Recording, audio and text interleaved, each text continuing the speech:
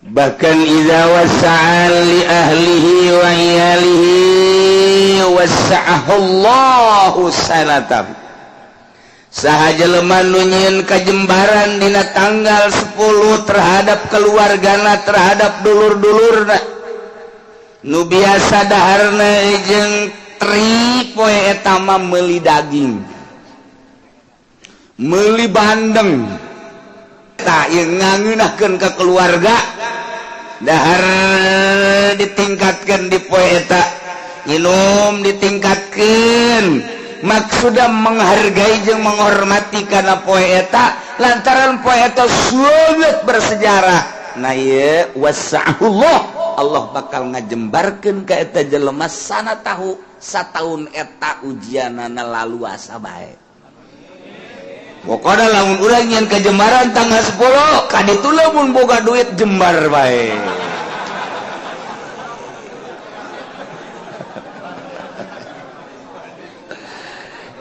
jadi bere boga duit bae maksudna deui kitu ih siapa kumaha sih ibabari bae tak ku Allah dibere ya Allah ya Rabb itu ala iyali wa ahlihi guys kuari mah urang ka kakak ka adik ka mamang ka uwa terus sekitar-sekitarna poe eta pokona nyieun kalaluasaan urang geus puguh pamajikan jeung anak incu kitu keneh ka dulur ka mamang ka uwa tatangga-tatangga karabat-karabat pokona ku urang dibere poe eta teh geus mah puguh asakna atahna we geus lah naon nu dibutuhkeun kunyana daharan-daharan inuman dan lain sebagainya bila perlu nu butuh pakaian ge bere ieu bakalna sataun eta dibere ka jembaran bae terutama jembar hate Allahumma ya qadiyal hajat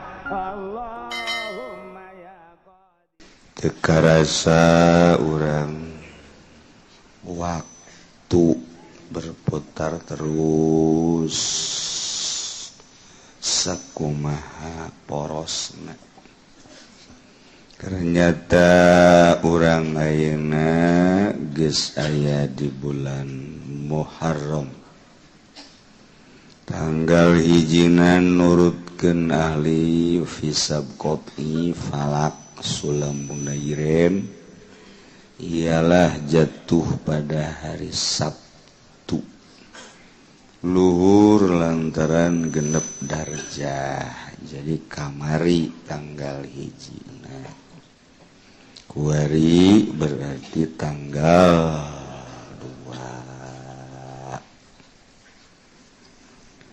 2 di bulan Muharram aya hiji sejarah anu luar biasa yakni tanggal 10 Muharram disebut Asyura Kangjeng Nabi hijrah ti Mekah ka Madinah barang sumping ka Madinah orang-orang Yahudi pararuasa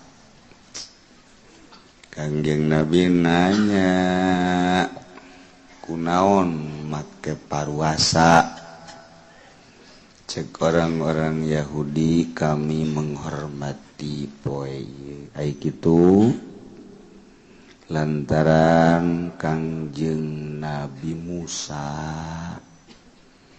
alaihi salam disalametkeun tina kerman lulus Firaun nu dikerem Kangjeng Nabi Musa masalam.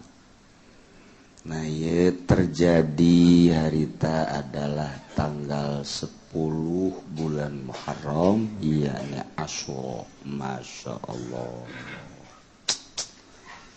Cek Kangjeng Nabi atuh ana ahakumi kakula leuwih hak batan anjeun. Lantaran kulama jeung Kangjeng Nabi Musa teh sadarajat. Mantap Kangjeng Nabi puasa di bulan Muharram tanggal 10 yakni yaum Asyura memeh Ramadan terus saja. Nabi puasana 10 Asyura.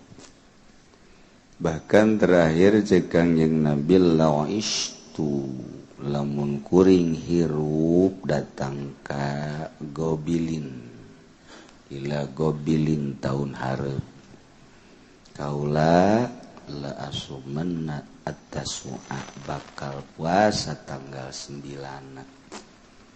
Lamun kaula hirup ka tahun hareup lain tanggal 10 bae kula deuk puasa jeung tanggal 9.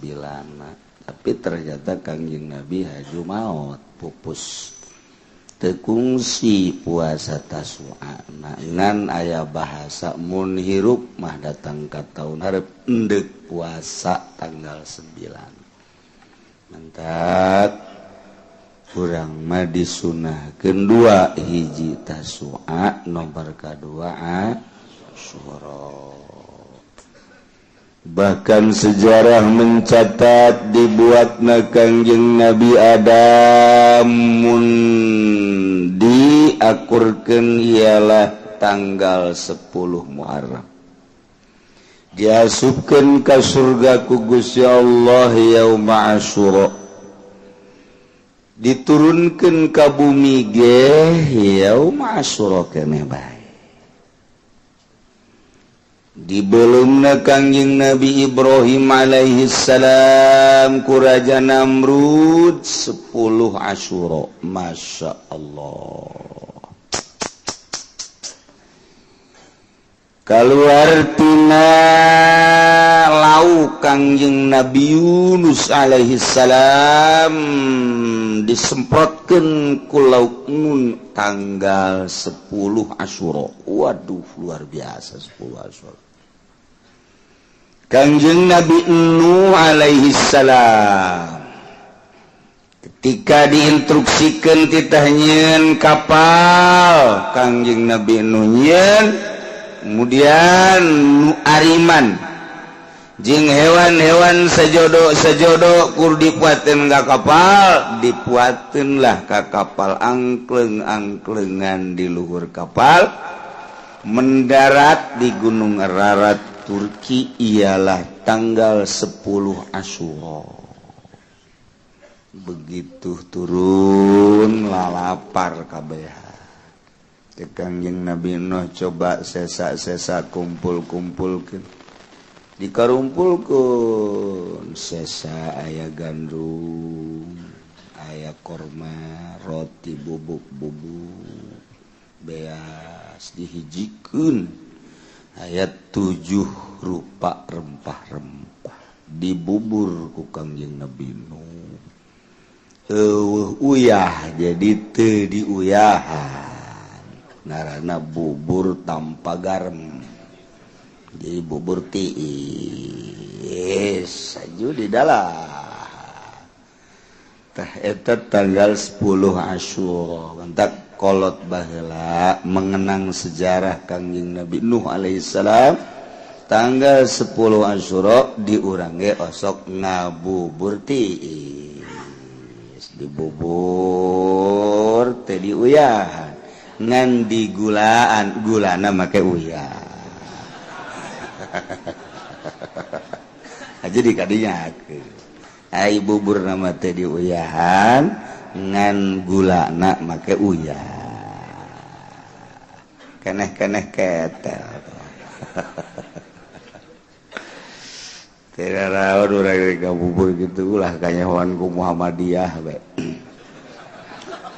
Muhammadiyah nya ngabidah-bidah sia ulah kos gitu urang mun di bidah-bidah ulah ngomong cicing bae geus antepeun lah aju beres ngabubur kirimannya kayak gikunya di dahar jangan cenah bubur bid'ah ye kayak gini tanyana tahun hareup ngabubur bid'ah deui lah ngeunah cekna tuh Muhammadiyah kos gitu pinter kodek nya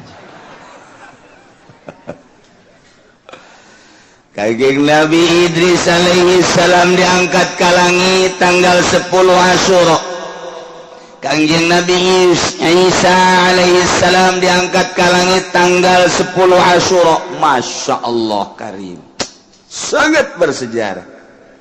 Kangjeng Nabi urang nyaritakeun simkuring nama maot lain dina bulan Muharram, tapi incu simkuring nu ngaran Husein bakal dibunuh tanggal 10 Asyura di Karbala. Geus dibejaan ku Kangjeng Nabi.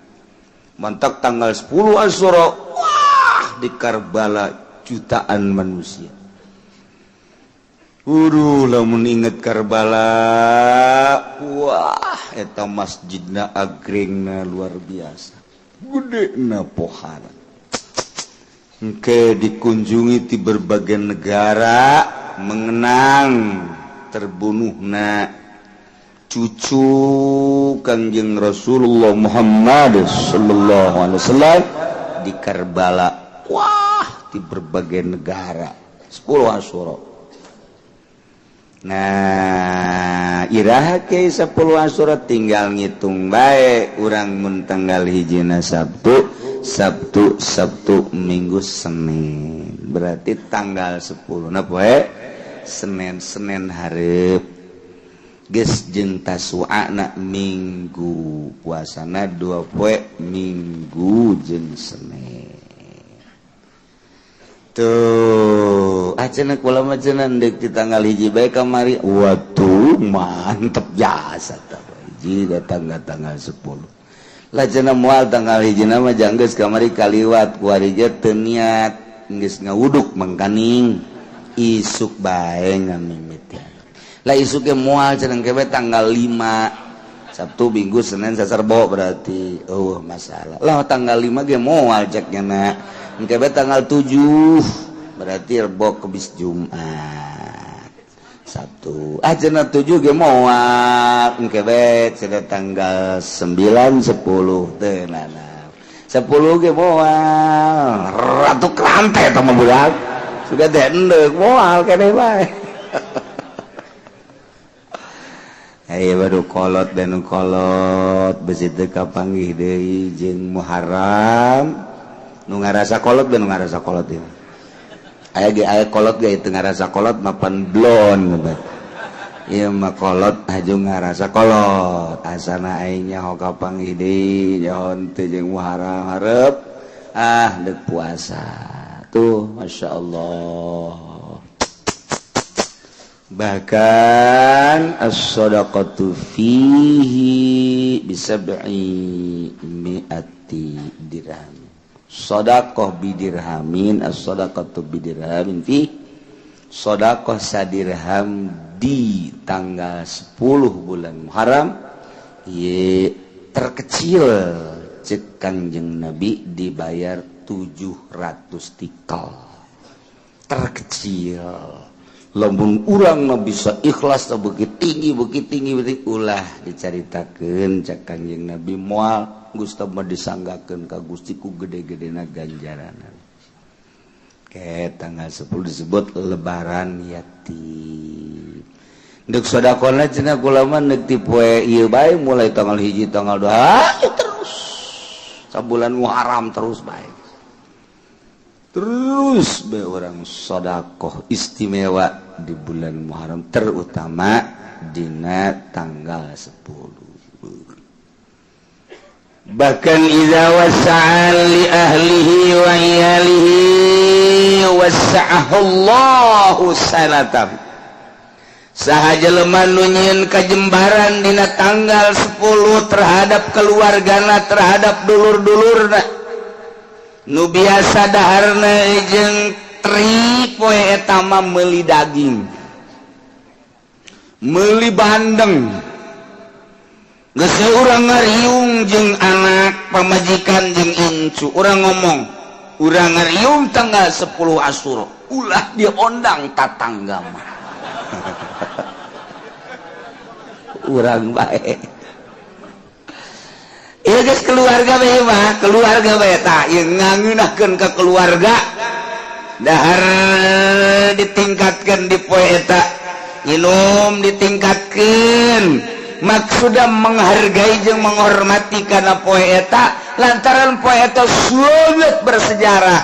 Nah ye wasa'ullah Allah bakal ngajembarkeun ka eta jelema sana tahu sataun eta ujianana lalu asa bae.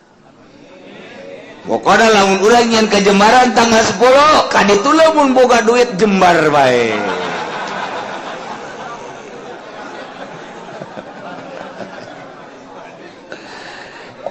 Jadi bere boga duit bae maksudna deui kitu. Ih siapa kumaha sih?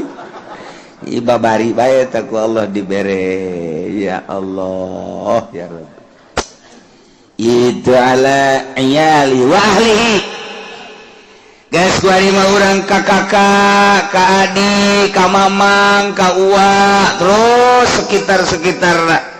Poe eta pokona nyieun kalaluasaan urang geus puguh pamajikan jeung anak incu kitu keneh ka dulur ka mamang ka uwa tatangga-tatangga karabat-karabat pokona ku urang dibere poe eta teh geus mah puguh asakna atahna we geus lah naon nu dibutuhkeun ku nyana daharan-daharan inuman dan lain sebagainya bila perlu nu butuh pakaian ge bere ieu bakalna sataun eta dibere ka jembaran bae terutama jembar hate ikan wahasa ge jembar hate mobil boga pemajikan boga hate ngulunut bae mana teh hese teh kos kitu eta hese teh wah aya jelema anu boga duit ratusan juta tapi hatena masyaallah jembar bae aya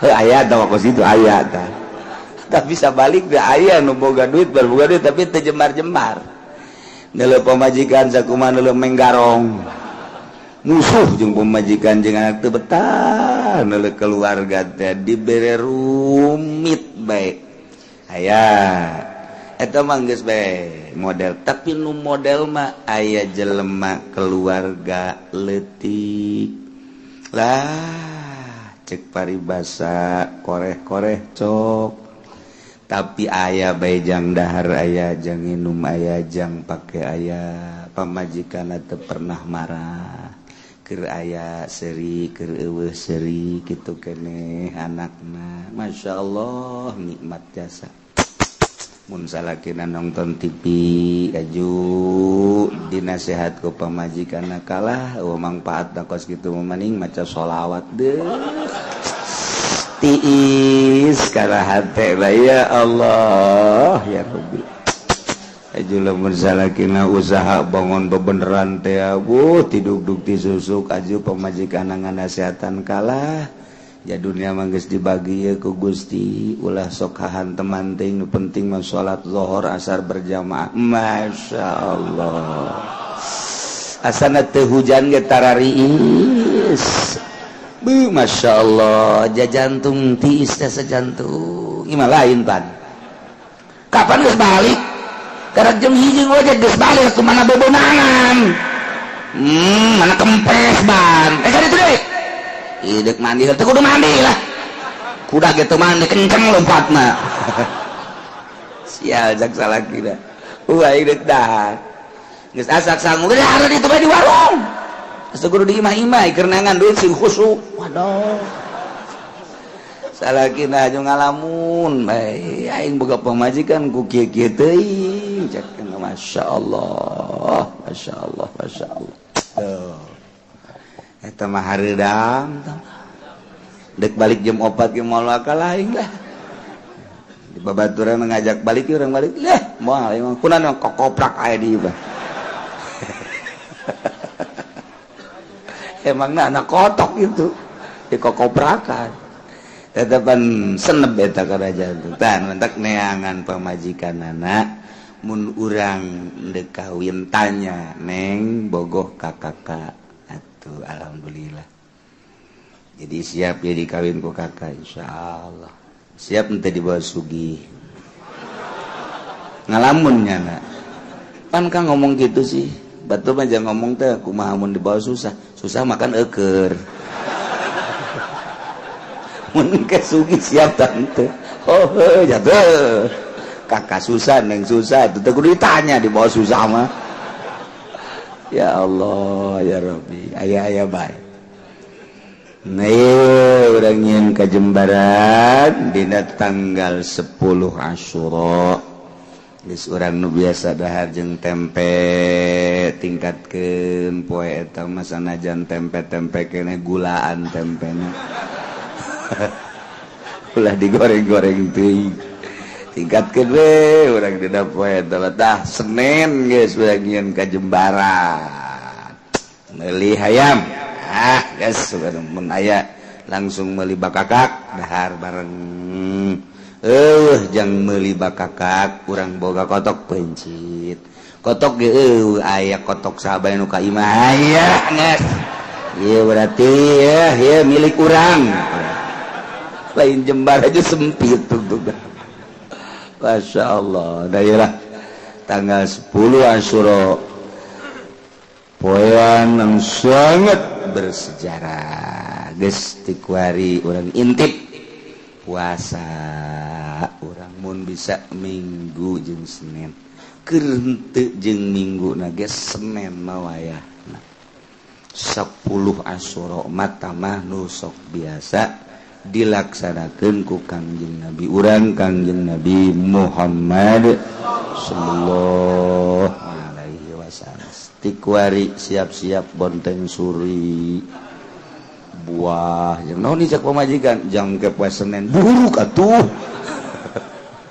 geus tikuari aya jeung ka Jembaran ayo geus puasa aya terutama yatim piatu fakir miskin keluarga ayo urang jieun Kajembaran sebab nyin Kajembaran bakal dijembarkeun ku Gusti Allah Subhanahu wa taala. A'udzu billahi minasy syaithanir rajim.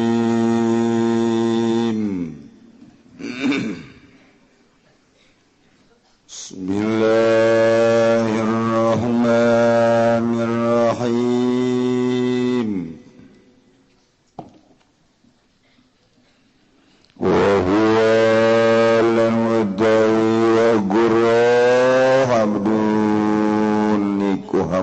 Sahaya awamatul tawamat mumayyizun kang pinter salimun min aibin mabi'in tukang selamat saking celak kang dendol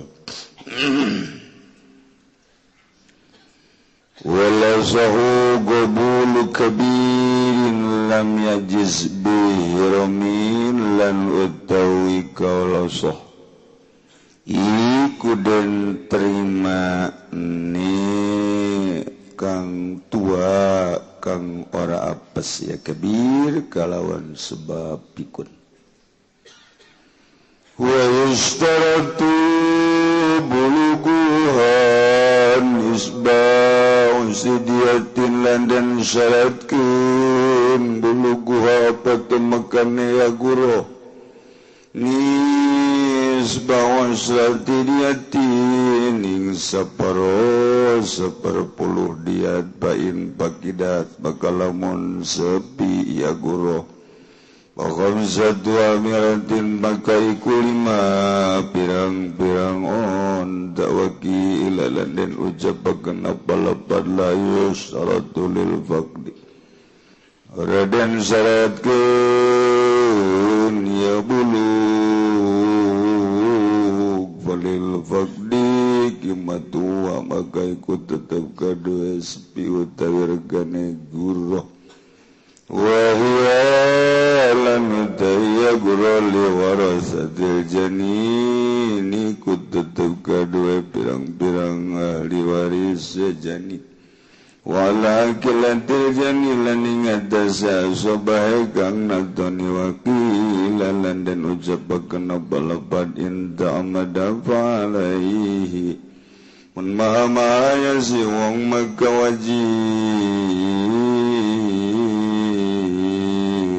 dia toh ingat sewong wal janinul yahudiyu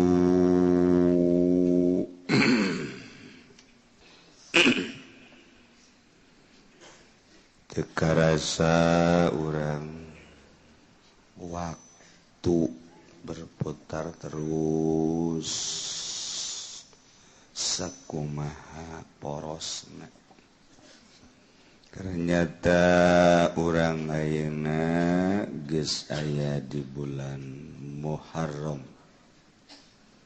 Tanggal hijinan nurutkeun ahli hisab qot'i falak sulam munairin ialah jatuh pada hari Sabtu luhur lantaran genep darjah, jadi kamari tanggal hijina kuari berarti tanggal 2 di bulan Muharram aya hiji sejarah anu luar biasa, yakni tanggal 10 Muharram disebut Asyura. Kangjeng Nabi hijrah ti Mekah ka Madinah barang sumping ka Madinah. Orang-orang Yahudi pararuasa. Kangjeng Nabi nanya, kunaon make paruasa? Cek orang-orang Yahudi, kami menghormati poe. Ai kitu lantaran Kangjeng Nabi Musa alaihi salam disalametkeun tina kerman lulus Firaun nu dikerem Kangjeng Nabi Musa masalam. Nah, ieu terjadi harita adalah tanggal 10 bulan Muharram, ianya Asyura. Masya Allah. Cek Kangjeng Nabi atuh ana ahakumi kakula leuwih hak batan anjeun. Lantaran kula mah jeung Kangjeng Nabi Musa teh sadarajat. Mantap Kangjeng Nabi puasa di bulan Muharram tanggal 10 yakni yaum Asyura. Memeh Ramadan terus Kangjeng Nabi puasana 10 Asyura. Bahkan terakhir cek Kangjeng Nabi lawistu lamun kuring hirup datang ka Gobilin ila Gobilin tahun hareup kaula la asumanna at-tasu'a bakal puasa tanggal 9. Lamun kaula hirup ka tahun hareup lain tanggal 10 bae kula deuk puasa jeung tanggal 9. Tapi ternyata Kangjeng Nabi haju maot pupus tekungsi puasa tasu'a ngan aya bahasa mun hirup mah datang ka taun hareup endek puasa tanggal 9. Mantap urang mah disunahkeun 2 hiji tasu'a nomor kadua Asyura. Bahkan sejarah mencatat dibuatna Kangjeng Nabi Adam mun diakurkeun ialah tanggal 10 Muharram. Diasupkeun ka surga ku Gusti Allah yaum Asyura. Diturunkeun ka bumi ge yaum Asyura keneh bae. Dibelumna Kangjeng Nabi Ibrahim alaihi salam ku Raja Namrud 10 Asyura. Masya Allah. Kaluar tina lau Kangjeng Nabi Yunus alaihi salam disemprotkeun ku lauk Nun tanggal 10 Asyura. Waduh luar biasa 10 Asyura.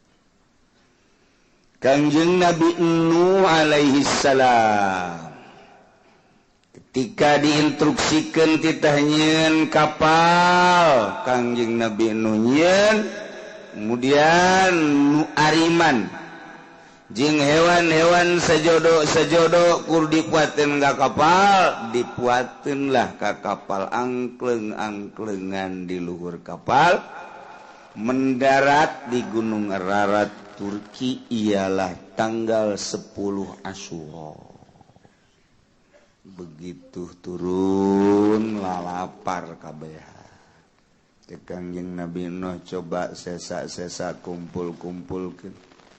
Dikarumpulkeun sesa aya gandum, aya korma, roti bubuk-bubuk, beas dihijikeun.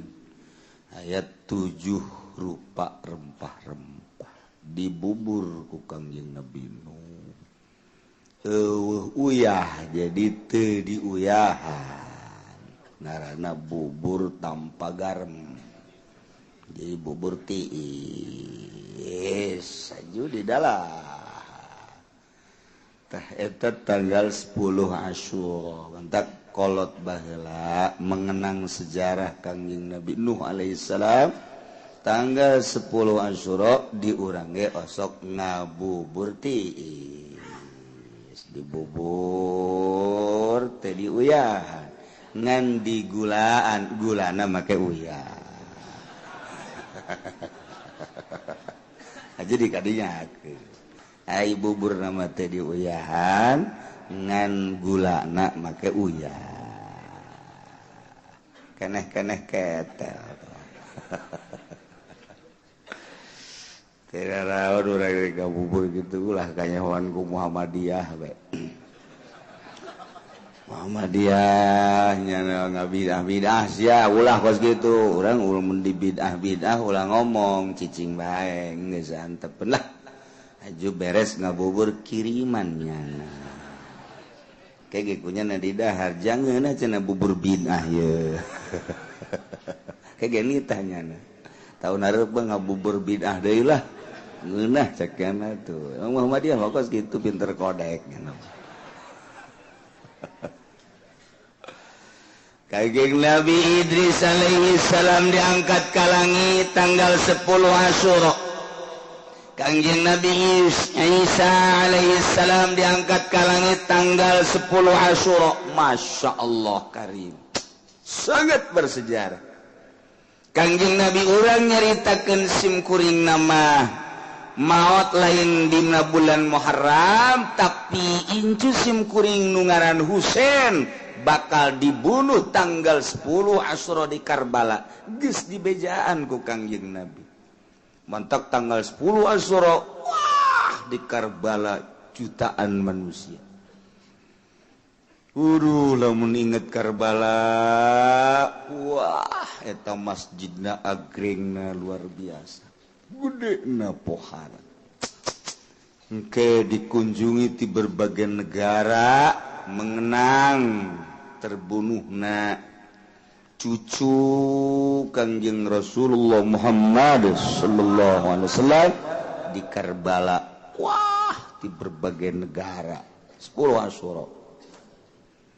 Nah iraha ke 10 Asyura tinggal ngitung bae urang mun tanggal hijina Sabtu Minggu Senin berarti tanggal 10 na poe Senin hareup geus jeung Tasu'ana Minggu puasana 2 poe Minggu jeung Senin tuh cenah kula mah cenah deuk di tanggal hiji bae kamari waduh mantep jasa tah hiji datang tanggal 10 lah cenah moal tanggal hiji na mah janggeus kamari kaliwat ku hari teu niat geus ngawuduk mangkaning isuk bae ngamimit lah isuk ge moal cenah kebe tanggal 5 Sabtu Minggu Senin Sasarbo berarti masalah lah tanggal 5 ge moal ceknya na engke tanggal 7 berarti Rebo Kemis Jumat Sabtu cenah 7 ge moal engke cenah tanggal 9 10 teu nana 10 ge moal ratu krante eta mah budak juga dendek moal kene bae. Ayo baru kolot dan kolot besi teu kapanggih deui jeung Muharram nu ngarasa kolot dan nu ngarasa kolot ieu. Aya kolot ge teu ngarasa kolot mapan blon. Ieu mah kolot aju ngarasa kolot. Asana aing nyaho kapanggih deui nyaho teu jeung Muharram hareup deuk puasa. Tuh masyaallah. Bahkan as-shadaqatu fihi bisab'i mi'ati dirham. Shadaqah bidirhamin, as-shadaqatu bidirhamin fi shadaqah sadirham di tanggal 10 bulan Muharram ye terkecil cek Kangjeng Nabi dibayar 700 tikal. Terkecil. Lamun urang na bisa ikhlas na begitu tinggi ulah dicaritakeun cak Kanjeng Nabi moal Gusti mah disanggakeun ka Gusti ku gede-gedena ganjarana.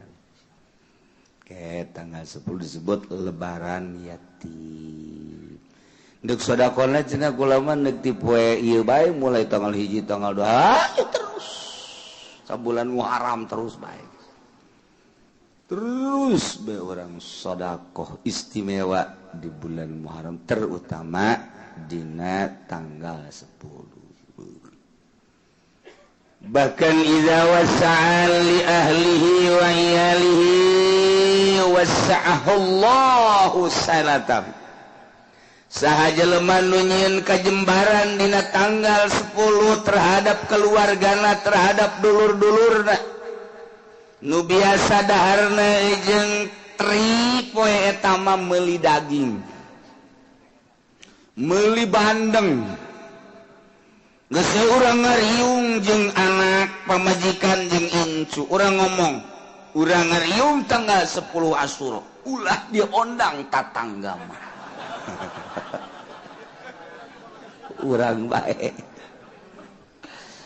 Ieu geus keluarga bae mah, keluarga bae tah ieu ngangeunahkeun ka keluarga dahar ditingkatkeun di poe eta, nginum ditingkatkeun, maksudna menghargai jeung menghormati kana poe eta lantaran poe eta sangat bersejarah.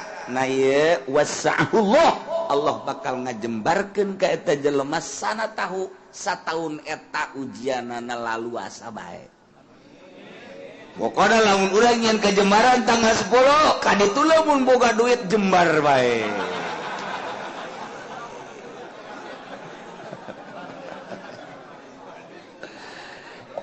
Jadi bere boga duit bae maksudna deui kitu. Ih siapa kumaha sih?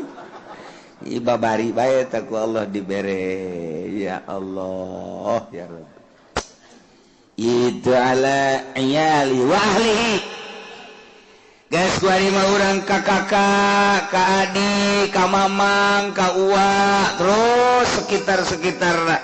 Poe eta pokona nyieun kalaluasaan urang, geus puguh pamajikan jeung anak incu. Kitu keneh ka dulur, ka mamang, ka uwa, tatangga-tatangga, karabat-karabat pokona ku urang dibere poe eta teh. Geus mah puguh asakna atahna we geus lah.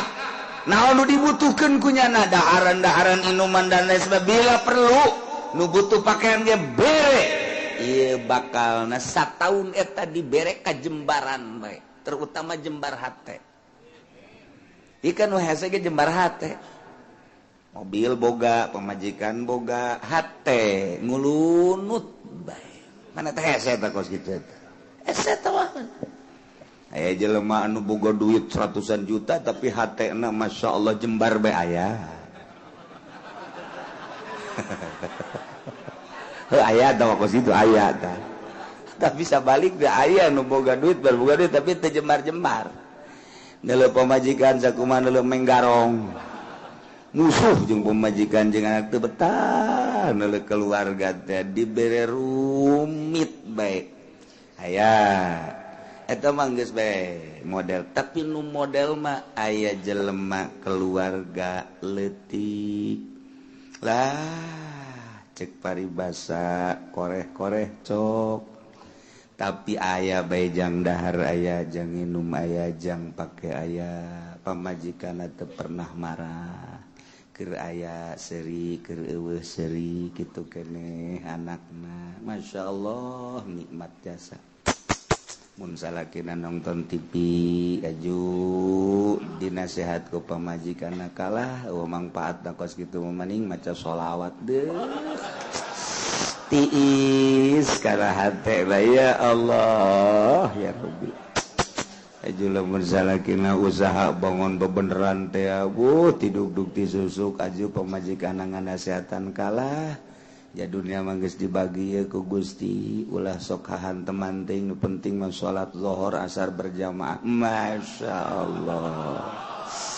asana teu hujan ge tarariis Masya Allah jajantung tiis teh sejantung ima lain pan kapan geus balik karena jam hiji ngojek geus balik kumana bobonangan mana kempes ban kada itu deh idek mandi teu kudu mandi lah kuda gitu mandi kenceng lompatna sial jak salakina idek dah geus asak sangu geus ada di tuh di warung geus kudu diimah-imah keur nangan duit sing khusyuk waduh salakina aju ngalamun bae aing boga pamajikan ku kieu-kieu teuing cek masyaallah masyaallah masyaallah eta mah hareudang dek balik jam 4 ge moal kalah aing lah di babaturan ngajak balik urang balik leh moal emang kunaon kokoprak aya di ieu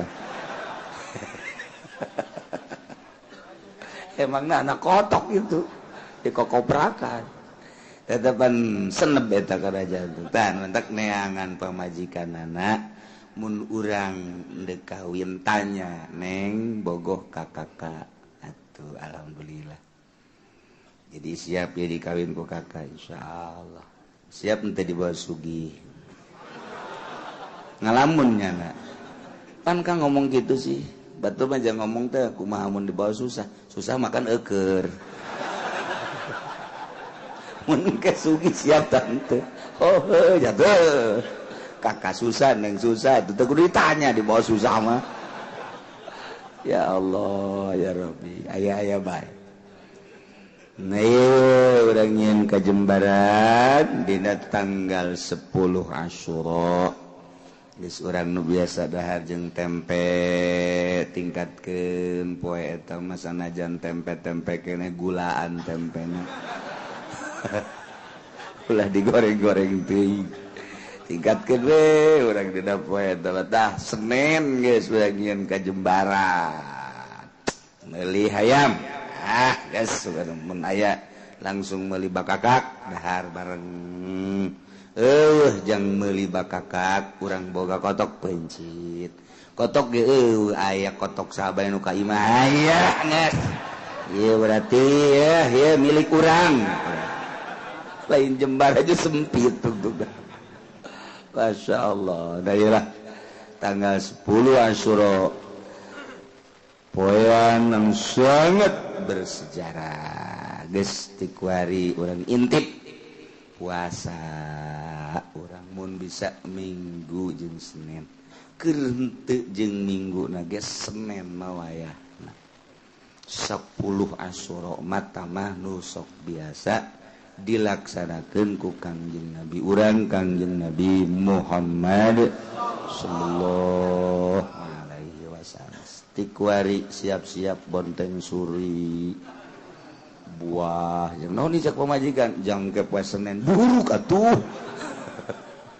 geus ti kuari aya jeung ka Jembaran ayo geus puasa aya terutama yatim piatu fakir miskin keluarga ayo urang jieun ka Jembaran sebab nyieun ka Jembaran bakal dijembarkeun ku Gusti Allah Subhanahu wa ta'ala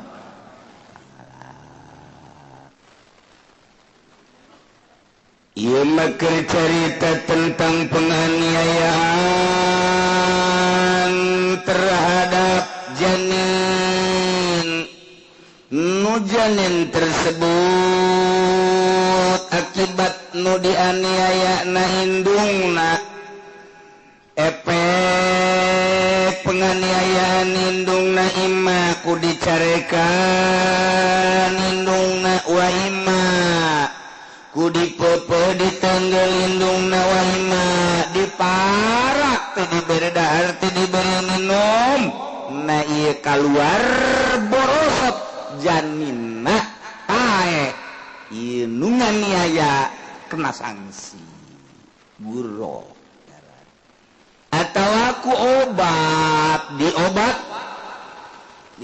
obat indungna ternyata efek tina obat tersebut mengarah karena pembunuhan nah iya termasuk karena pembunuhan janin kena sanksi untuk dokter sok hati-hati sedang hamil ya tadi diberi obat sebab besi ke efekna kana janin tuh gitu aya nu ngahaja ngaluarkeun orok semacam-macam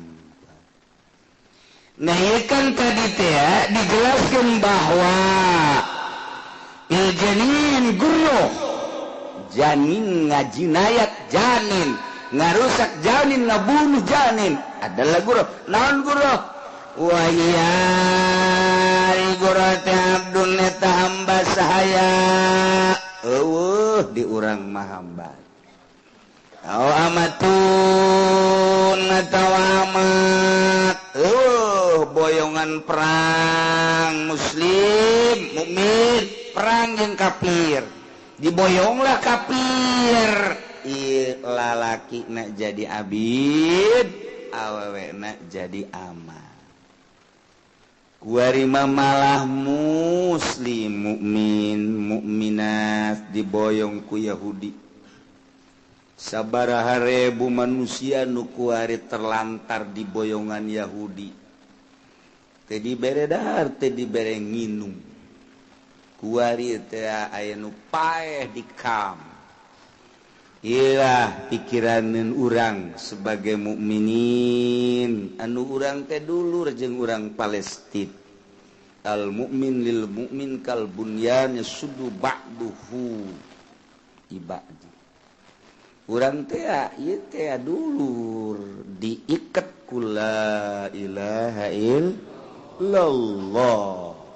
tetapi anehna urang onam jauh lah nu deket negara tetangga Mesir nu deket negara tetangga Yordan nu deket negara tetangga Qatar kok ieu teh teu peduli amat tos kitulah jalur politik nyana ge nurani nama ceurik orang Mesir ge orang Yordan ge nurani nama ceurik tetapi aya jalur pemisah melalui politik nah iyalah politik jahat demokrasi teh kos kitu sehingga urang ngaleungitkeun ukhuwah ku sebab aya jalur politik ngahaja ku Amerika di demokrasi-demokrasikeun nu mantak digempur Irak lantaran can demokrasi supaya demokrasi engkena tersekat-sekat ku demokrasi beda jeung negara Islam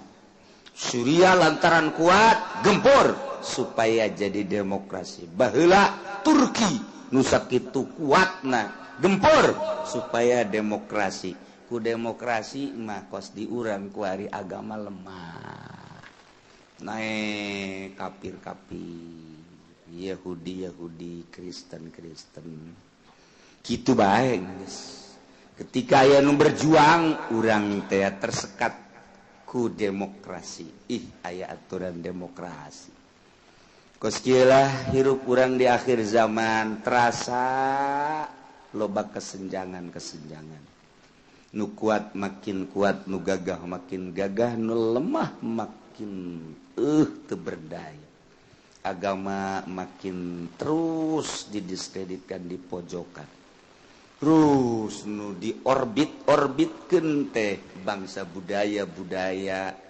kufur terus politik kufur ekonomi kufur urang kuari geus 100% dikuasai perekonomian jeung perpolitikan ku aturan-aturan Yahudi. Teu berdaya urang. Padahal Indonesia mayoritas Islam, bahkan nu jadi bupatina gubernurna muslim. Ngomong di DPR nama aya kiai segala rupa kiai segala. Lain lalagaan kiai Habib malah. Tapi aya dampakna karasa ku urang kiai nu aya di DPR teu aya. Karasa aya Habib di DPR ku urang maksud karasa teh lain naon urusan agama terangkat apa henteu sih ku wakil urang sebagai kiai nu aya di ditu. Wakil urang Habib nu aya di ditu karasa henteu ti mengenai tentang agama henteu. Iyalah demokrasi kieu bae terus. Betah urang demokrasi terus. Teu betah. Ya Allah alam terserah. Kos kieu di Syria, di Irak, kuari Yaman, geus puguh Palestina. Sabaraha ribu manusia kuari anu teu dikaluarkeun ku Yahudi. Anu teu dibere dahar, teu dibere nginum, paeh terlantar kekuatan manusia paling ge 1 hari 2 hari geus saminggu teh geus jago atuh. Ieu teh nu loba pararaeh di jero kam. Nah, sebelah deui mah dibere cuman dialas. Lah, nu biasa misalnya urang teh membutuhkan 20 huap paling dibere 5 huap. Deres kene masih dibere. Biasana orang membutuhkan 2 liter, nyana dibere 1/4 liter 1 hari minum. Kitulah Yahudi lamun enggeus kitu naon ngaranna biadabna ka urang. Sebabnya nama dendam. Ketika Kangjeng Nabi baheula bergerak di Madinah, Yahudi terbagi 3, nah iyalah nu aya di Madinah. Kemudian nu kaluar Mesir, nu kaluar ke Eropa.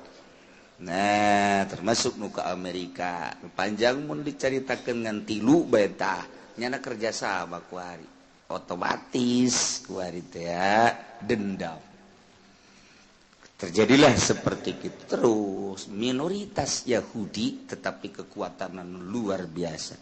Sebab lawan, sebab sekelilingnya geus jadi Yahudi kabeh, geus puguh Amerika, geus puguh Eropa, jara di Yahudi ngedukung adalah Israel.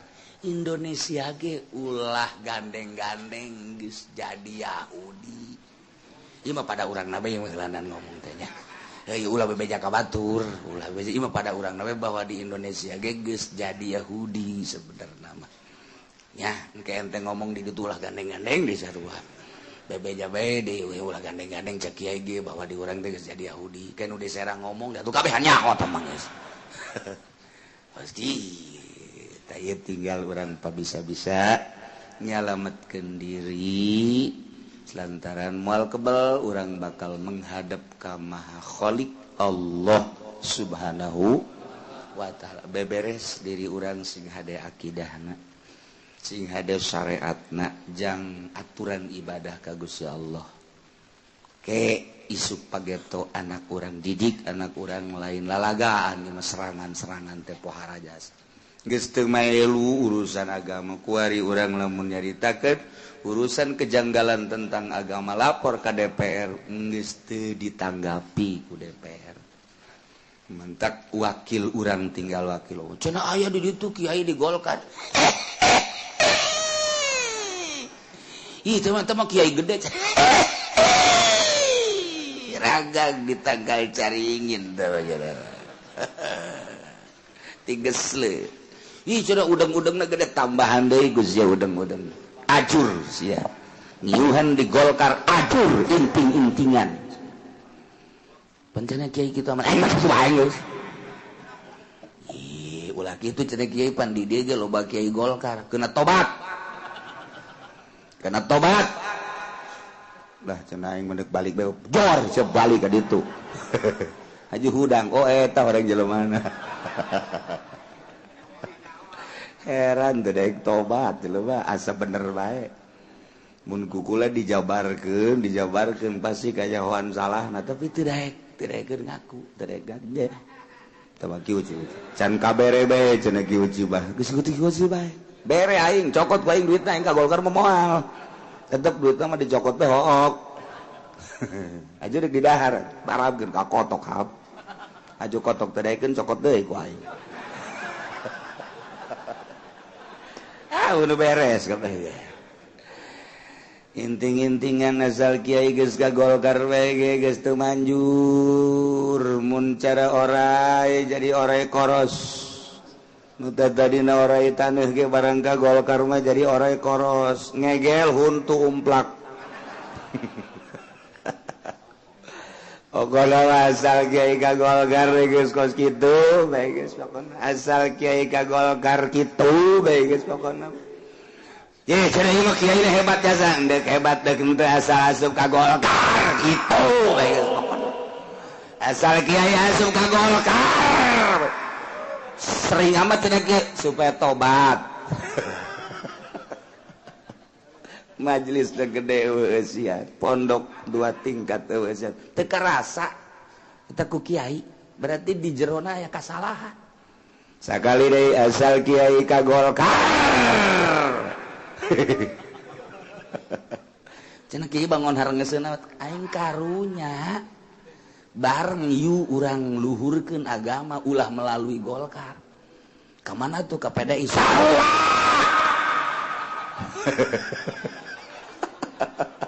sugan dan teu PDI tah deui ngagadil aduh Gusti Allah lagu yeuh batur urang asal kiai ka Golkar maksud teh bisa nyebut cau ieu mah cau kiai bolon asal kiai ka Golkar ini ngaji naon sih bulan Muharram masalahna ye aduh hese jasa ye sahatun ngaluhurkeun agama ieu acak-acakan kos kitu mah teu karasa kunyana majlisna bagus eueuh nu ngaji pondokna bagus eueuh nu ngaji naon hartina tu maning reod majlisna tapi loba nu ngaji Kercan ka Golkar mah masyaallah da kiai nu ngararaji luar biasa nyeusup tapi bareng asup ka Golkar inna lillahi wa inna ilaihi raji'un telah pulang ke rahmatullah kiai Golkar blon je pan kiai kita emang kitu bae maksudna supaya sadar ya agama acak-acakan di agama. Coba contohan cenah kiai loba jasa mun diomongan hiji-hiji warauh kabeh urang kiaina nu ka Golkar.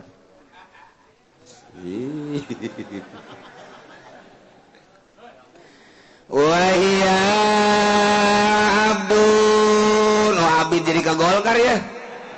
Hari guru eta hamba wa matun dawamat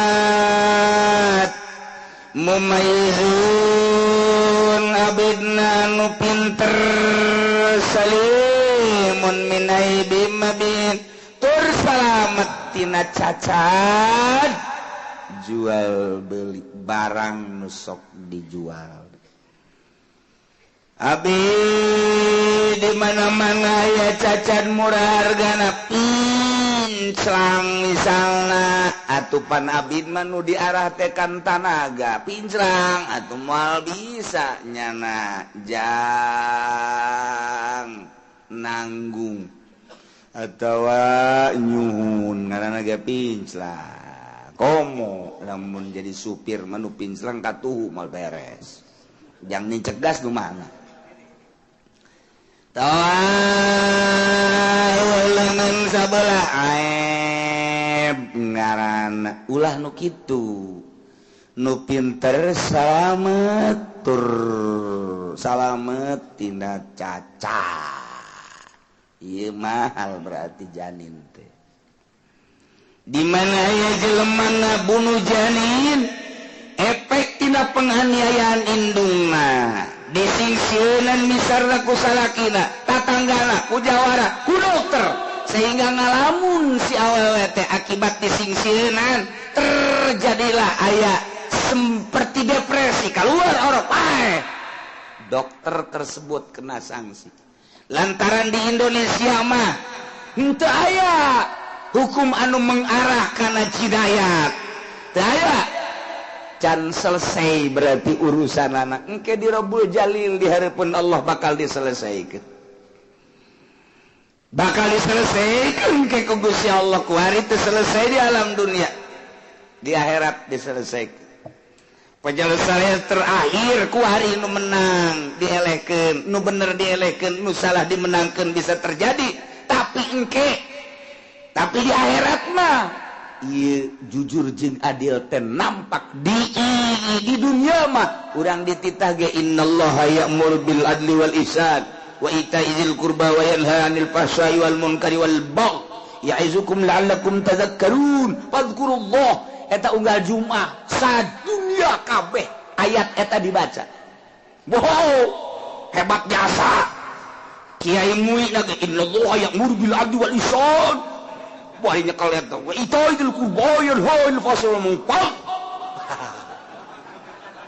teu karasa pupujana ge teu adil teu jujur ayatnya tadi baca innallaha ya'muru bil 'adli wal ihsan itaizil qurba yanha 'anil fahsya'i wal munkar wal baghi ya'izukum la'allakum tadhakkarun fadhkurullaha beres mun kurang Aisyah maca ayat jujur tah henteu ulah ngomong yang batur tah mah eta dibaca unggal Jumat ku kabeh unggal khatib nu mantap khatib teh di urang pangheulana ka neraka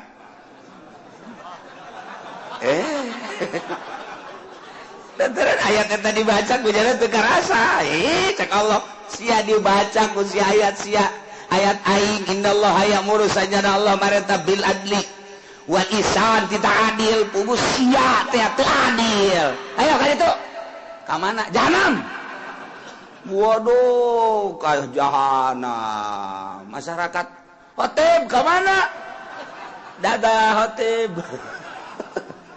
kajalah aduh Gusti Allah aku eta dibaca kabeh eta basa dunia teh ayat eta mah wasal beres bae eta khutbah innallaha ya'muru bil 'adli wal ihsan wa itaizil qurba wa yanha 'anil fahsya'i wal munkari wal baghi ya'izukum la'allakum tadhakkarun fadhkurullah kabehan ta masa dunia aju adil henteu ihsan henteu itaizil qurba pelit yana anil pahsa nonton TV bae nya wah geus eta khatib mentak hampura khatib pangheulana ka neraka jahanam duh cenah aing mah mumpung jadi khatib lah umumkeun Gus ya Jumat besok libur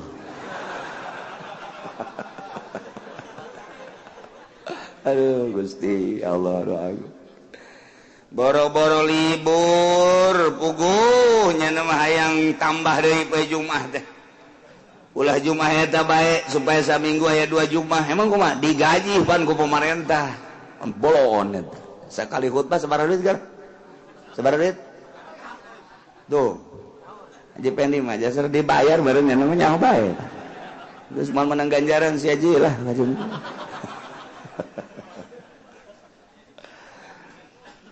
wala sahul nurutkan segala sama kabulu kabirin kudu ditarima nukolot ya ngan kolot lam yajiz biramin nantapat ku sebab kolot pikun kolot nama ngan encan kata rajangan ku penyakit pikun kan asal geus 65 kaditu siap-siap tah robah henteu 70 geus mulai leng 70 kali itu mah geus komo mata komo 80 mah isuk sarapan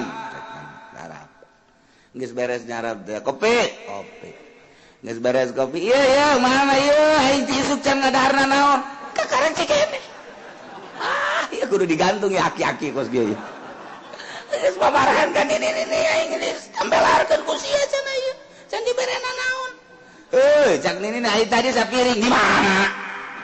Kotok meureun tah mah. Dibere deui ku nini di dahar deui sayap deui di blon. Ngepikun mah kos kitu tah, geus beres. Manang meureun setengah jam. Geus asak sangu, jeut. tapi kudeta kos gitu. Itu ulah kos gitu batu cilaga. Bo tabatu lain digawe dahar malulu. Ieu keur carita Abid. Geus teu meunang pake tumbal janin nu kos kitu mah. Lantaran tama geus teu bisa kos kitu. Lamun terusak silakan. Eta mah disebut kolot kalapa. Kolot kalapa teh kolot baheula menyebutna kolot kalapa. Teu kahartieun ku budak bari kieu ceng. Kolot kalapa teh kalapa teh lamun beuki kiring mun diparut dijieun minyak beuki loba minyakan. Minyakna teh pohara kalapa kolotna teh mantak disebut kolot kalapa. Tuh. Mantak sok aya nu ngalamar neng dae ka itu mah kolot ge kolot kalapa teh mah neng. Yeuh lain deui eta mah. Emang kolot kalapa kumaha? Artina kolot kalapa teh beuki kolot buruk neng. Sia ajak neng teh. Sugan teh loba minyakan neng buruk. Atuh memang dua pilihan lamun teu loba minyakan buruk aing geus kolotna. Tinggal gitu bae eta. Ya seperti Kiai Haji nu ngaraji ka dieu ngaranna kolot kalapa eta. Jadi loba minyakan da mah kitu bae. Nu teu ngaji eta kolot buruk ngaranna. Aja urang datang ka ditu ka imah. Kolot buruk. Tungtung atas ngaji ribut bae. Masya Allah. Yustaratu gara-gara ngaji iya jadi kos kieu. Teu dipake mah ngaji sekadar koleksi we di jero hate. Ganjaran mah meunang ieu ngaji ganjaran doang. Mantak ngaji pelebah dieu mah ya sanajan HSG masalah. Yo kieu teh batu kudu dibejan jeung kiana. Komo dibejan atuh kerek. Teu dibejan guys. Tapi mah masalah ieu moal dinanamkeun sanajan SG sebab ieu teu kapake mah ngaji mah. Teu kapake andai kata ngaji ieu terus ieu sababaraha minggu ieu mah teu kapake ngaji jinayat mah ieu. Geus gampar samak di luar HS mau anggal masalah. Masalah geus teh mah geus. Jadi jana mawa permadani, aju mawa anggal kedeng bae kitu. Cek nu sajen teh mah atuh ngaji teu kapake ieu mah gitu. HS bae cara urang Arab bae gitu so masalah. Jadi henteu naon sebab ieu teu kapake. Ngan paling cek nu di sisi-sisi meureun ieu mah can wayah kaluar ti grogol geus dikaluarkeun. Keluar ti heula masalah serius. Yustaratu buluguha disyaratkeun buluguha datang nagiro giro nisausidiatin saparo 10 diat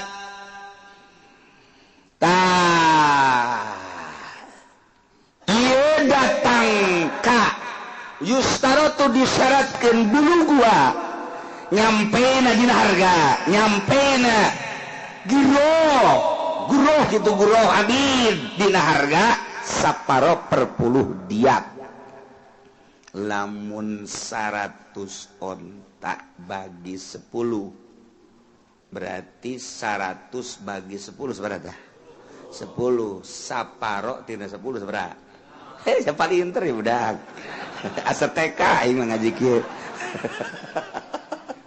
jadi 5 tah nyampe ka dinya tah masalah tah mentek fil huril musim raqi qimatu khamsatu abirah 5 onta jadi tegah per 10 diat 5 tak kudu nyampe ka harga 5 onta si abidna jelema Zaid misalangan aya sarwiti nu keur hamil dianiaya dengan cara disingsieunan kemudian keluarlah orok napae atau diteugel keluar orok napae atau diobat keluar orok napae nah ieu nu menganiaya kudu mayar diatna separo per 10 diat berarti harga 5 ontaeun 5 onta abidna abid teh ya kudu bayar abidna 5 onta lamun hiji onta 15 juta kali 5 sabaraha 75 juta berarti bayarna nyana 75 juta tuh gitu ya, Masya Allah geus pain pakidat bakom satu abirah mun abidna ternyata abidna padi mah kudu mayarna ku abid di Indonesia mah kan abid dipaksakeun ku kumaha ge abid amat malah aya kajian ku kumaha lainnya amat mah anu kasipatan ku abid jeung kasipatan ku amat maka ieu mah hargana bae tuh sabaraha khamsatu ab'iratin 5 ontaeun onta nu gede nu bagus 15 juta nah 15 juta kali 5 berarti 5 kali 15 juta sabaraha 75 bener ente sih masih salah ieu mah asa teu percaya ieu mah coba pakai kalkulator 75 juta Masya Allah. Nah iya kumaha lamun abidna kolot kan kolot mah murah eta kan nu mahal teh nu mahal kulantaran dadampak kene umurna 30 40 50 mahal lantaran tanagana bagus kene seter kene nu kolot tadi ge kan ulah nu kolot mah lamun datang ka geus pikun kecuali lamun encan pikun ngan harga rada turun teuing mah abid umur 30 abid umur 40 abid umur 50 aya ge umur 80 tapi henteu pikun masalah guys sanajan rada murah hargana kula mah sok inget ieu teh dongeng ya aki-aki boga pamajikan ngora ngobelah dieuna ieu keur cerita pikun maksudna rada kolot kebelah dieuna si aki-aki muriang diantar ku papajikan ka dokter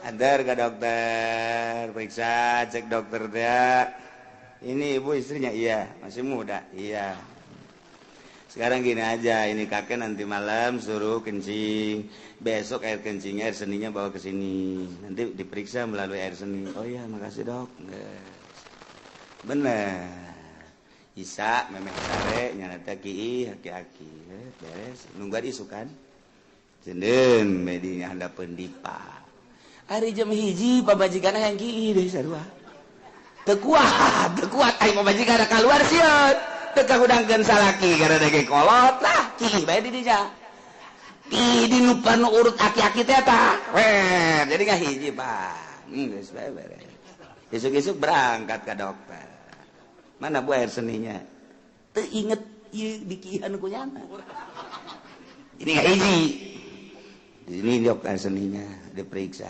barang diperiksa saya kaget cek dokter kenapa suami anda hamil ini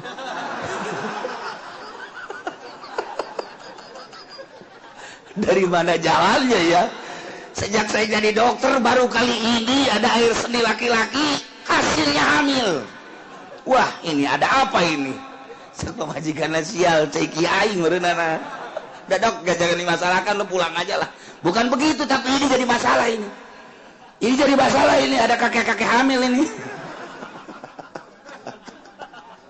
aduh itu lain nyaina nu pikun apa majikan tahu nu pikun aya geus karolot kara itu eta tetek sing hade aya deui lain kitu tah mah kieu sak aki teh den bae ai diteu da lain diadap di luhur meja pamajikanna haus diinum Masya Allah cek pemajikanna ceuli nu tata dina torek jadi muka irung mararuka ieu sing nginum naon torek ceki salaki obat torek eta nu torek-torek cager eta kata mun teu cager tambah torek Falil akdi kibatuha falil fakdi wakila la yusaratu cek sakal mah la tustaratu teh disyarat kudu datang la yusaratu kudu datang karena saparo 1/10 tiap falil akdi kibatuha tetep falil fakdi tetep kanu eueuh hargana bae jadi hargana bae lamun abid eueuh cara diurang geus bae harga nah ieu hargana sabaraha duit dibikeun ka saya wa hiya liwarasatil janin nitipikeun ahli-ahli waris janin. Iyalah ahli waris janin mah berarti indung, kemudian sampai ahli waris sakumaha biasa ahli waris. Kewajiban anu mayarna ala akilatil jani. Ka akilah asobah-asobah jani. Wakila cek sagala inta amada faleh mun nyana ngahaja cara dokter aya unsur kesengajaan wajib kasih dokter eta atawa zaid faktor kesengajaan menganiaya di sarwiti ternyata benar-benar hasil penganiayaanna sampaikan ngajuru pae ieu menyana nu kawajibanana wal janinul yahudiyu awin nasraniyu wallahu a'lam bissawab.